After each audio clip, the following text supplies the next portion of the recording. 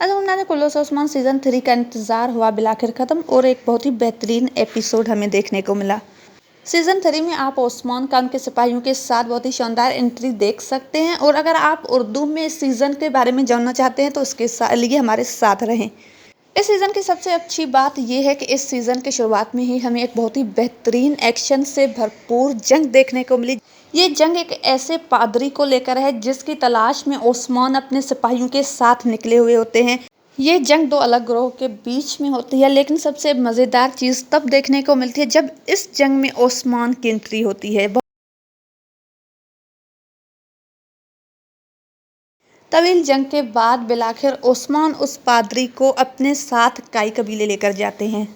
दूसरी तरफ आप काई कबीले में देखेंगे जब मलहून खातून को बाला खातून की मां बनने की खबर मिलती है तो वो बहुत ज़्यादा परेशान हो जाती है।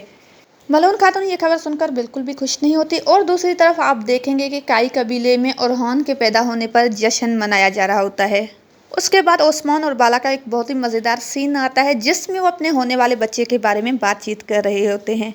बाला ओस्मान से पूछती है कि आपको इस बार क्या चाहिए, बेटा या बेटी। उस पर ओस्मान कहता है कि इस बार मैं एक बेटी का बाप बनना चाहता हूँ जो मेरे लिए खाना बनाए और मेरे काम करे। उस पर बाला कहती है कि वो घोड़सवारी और जंग भी तो कर सकती है। उस पर ओस्मान मुस्कुरा कर कहता है क्यों नहीं। दूसरी तरफ आप देखेंगे कि मलहून खातून एक बहुत ही ज़्यादा खौफनाक ख्वाब देखती है जिसमें वो अपने बेटे ओरहान के पीछे भाग रही होती है और उसे आवाज़ें दे रही होती है। इतने में ओरहान के सामने बाला खातून का बेटा आता है जो तीर के साथ ओरहान पर वार कर देता है। ये देखकर मलहून खातून बहुत ज़्यादा घबरा जाती है और चीखने लगती है। उठने के बाद वो शदीद घबराई हुई होती है। उसके बाद आप देखेंगे एक बहुत ही बहादुर और जवान तुर्क सरदार की एंट्री जो कि है तुर्गुत ऐलिप। ये बहुत ही मज़ेदार एंट्री होती है इस सीज़न में।